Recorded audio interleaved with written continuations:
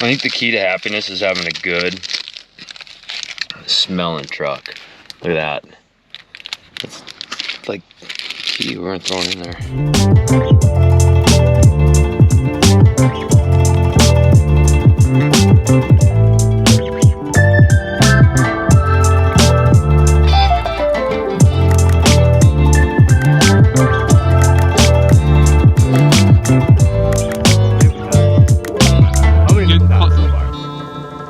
I've lost count. It's around 16 or 17 so far. All right, guys. So what we're doing today is we're gonna try and get on some largemouth bass. It's not something that I do I have done very often this season. So hopefully we can find them.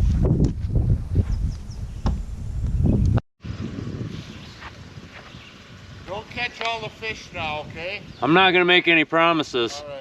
What's up for us?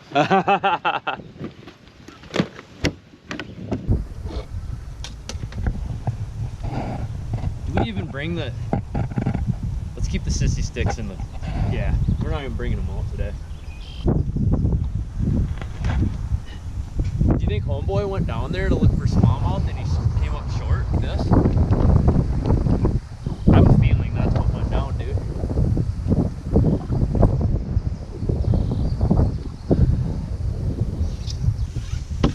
Casting west.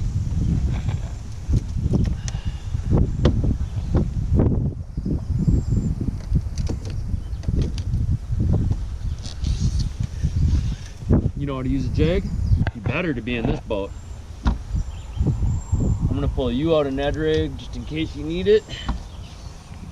Who knows, you might suck. We'll find out. And I'm hoping it's not gonna be the case.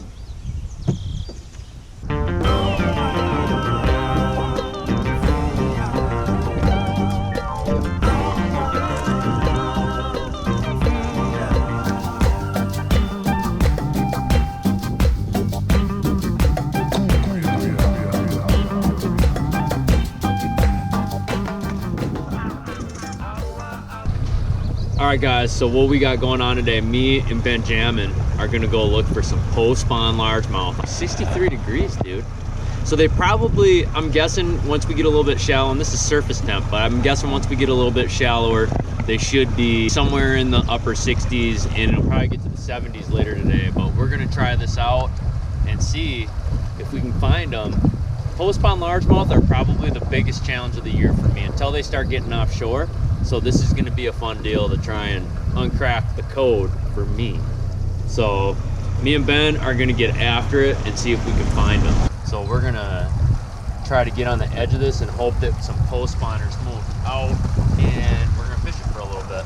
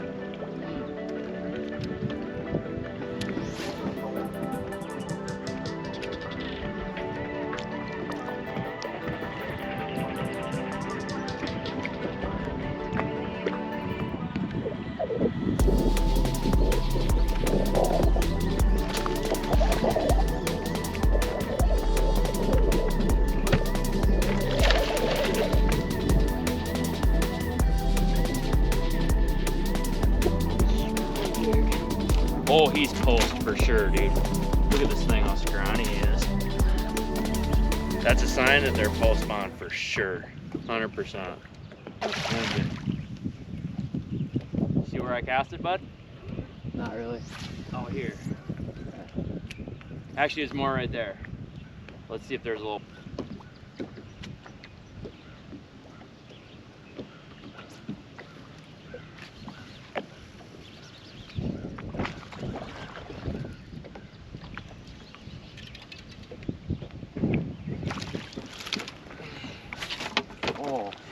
What happened? I casted and it backlashed on me. You know how to tighten down the brake on that? Huh? You know, how bad is it? It's bad.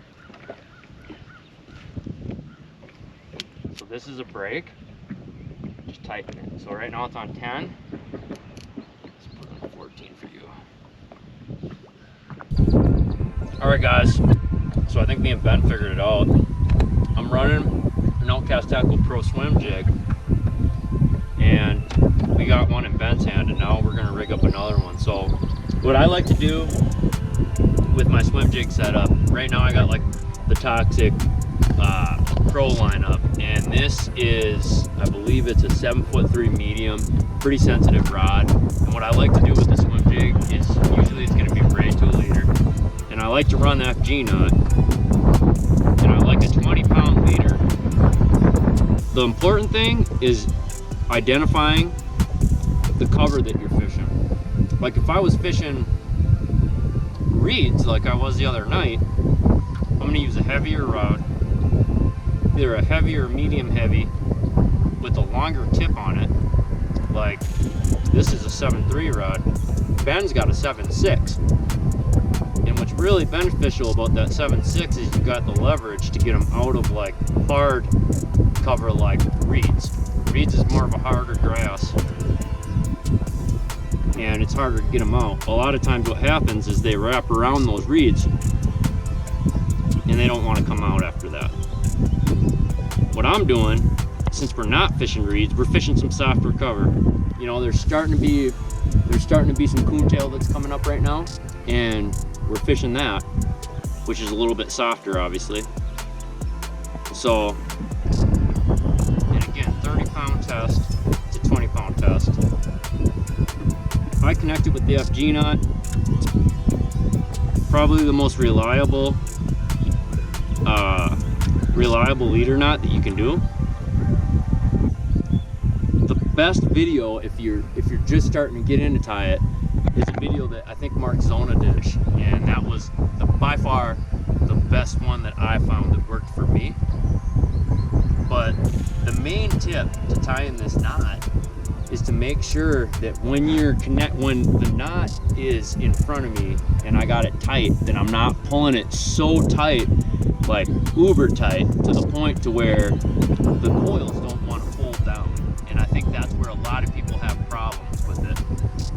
Now the very end of it, when you do your overhand knots, it's crucial that you're paying attention to the braid part of the knot doesn't overlap and get underneath the coils that you made, like I just did right here. Bad, Sam, is at the end you want to make sure that you light it. Come on. There she's done.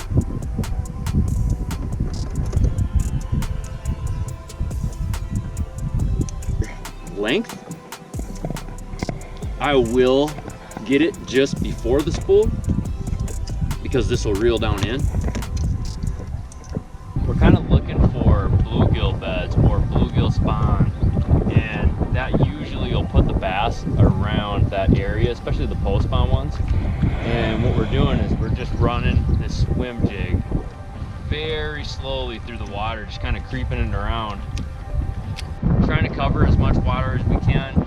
You know, earlier in the morning when we came over here, we found a little pocket of them. We were getting bit, probably caught like, you know, 7, 8 or so. And now that it's gotten later in the daytime, it pushed up a little bit shallower because we're not getting bit in these weeds. But we've been trying it all day. You know, we ran up river, tried, there's one. Jesus, I missed him. We ran up river, tried for some smallmouth. Ben got his first smallmouth of the day, or first smallmouth ever, which is badass. Between today and the other night, we caught quite a few largemouth, and again, using these moving baits, it kind of, when they're feeding on gill, or when they're up in the shallows with the bluegill that are spawning, is that I feel like you gotta have something that's moving down there and that replicates that bluegill movement. So, you know, right now those bass are paying back those bluegill for when the bass were in spawn mode. Those bluegills were up on their beds, targeting them or targeting their eggs, and now it's the bass turn to get them back. But that's what it looks like right there. And then I got some purple mixture in there. This is an X-Zone Swammer. I'm not sponsored by X-Zone, but they make pretty good swim baits. And so that's a 3-inch X-Zone Swammer Outkast Tackle Pro swim jig to emulate that bluegill and really make them think that that's what they're chasing after. But that's going to be the big thing. This one. That's going to be the big thing, is just to be able to get in the right areas where they are. Get in the right areas where those bluegills are, and you're going to start catching fish. So, a little squeaker. Not a big one, but... And this is like what we've been finding for the most part today, are little smaller ones. I think our biggest was probably like a couple pounds. But really slow rolling this swim jig, getting into areas where you think that there's going to be bluegill spawning is key right now, especially in the Central Lakes area. You know, smallmouth bass. If we talk a little smallmouth bass, this is like the Mille Lacs port. You know, out on Mille Lacs right now, you're getting a mixture of pre and post spawn fish, mostly post for the most part. And then you got a lot of fish up on beds, and that, oh, what a giant. And that is going to be about to the end soon. So yesterday when we were out on the pond, I had a little guide trip, and I actually had my clients throwing on fish that were on beds, and some of the beds that we got to that were really tough in the morning time, I marked, because they were pretty good sized fish. I marked them, and we went to go back to catch them again, and they were actually pulled off. And you know, it didn't get really windy, there wasn't any significant temp drop or anything like that. It just got super tough. And yeah, those bass pulled off of their beds, which was kind of surprising to me. Again, you know, that the water just got warmer that day. It's not like it got colder. So I think we're starting to see waves of fish starting to want to pull off their beds and start making their moves to their summer stuff. So kind of a little bit frustrating. You know, this is kind of like that tougher time of the year, but what we're doing out there is throwing a lot of hair jig. You know, you don't have to target bedfish, and that's something that me and my clients, you know, we did yesterday for a while, is we targeted bedfish. And for the end of the day, we actually went on this flat, got on the deep side of it, and chucked hair jigs and jerk baits around, just looking for that unicorn of a fish.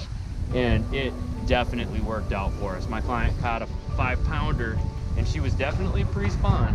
And that's kind of the fun part about that lake, is being able to go out and find pre-spawn fish in the middle of a full-blown spawn.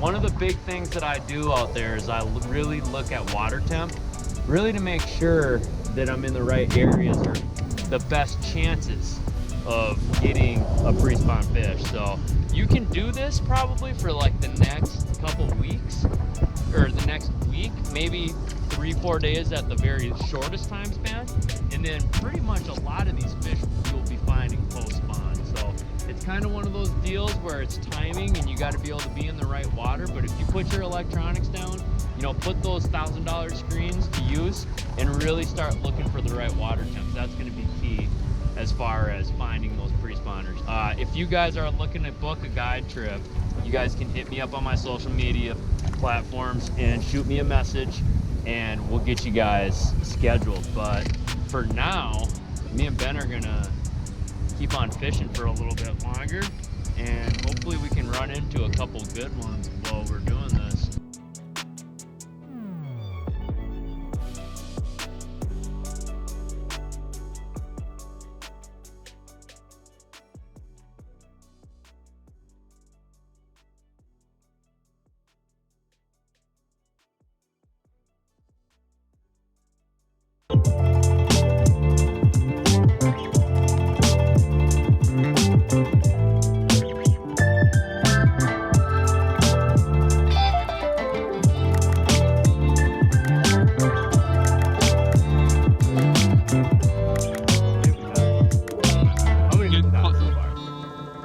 I've lost count. It was around 16 or 17 so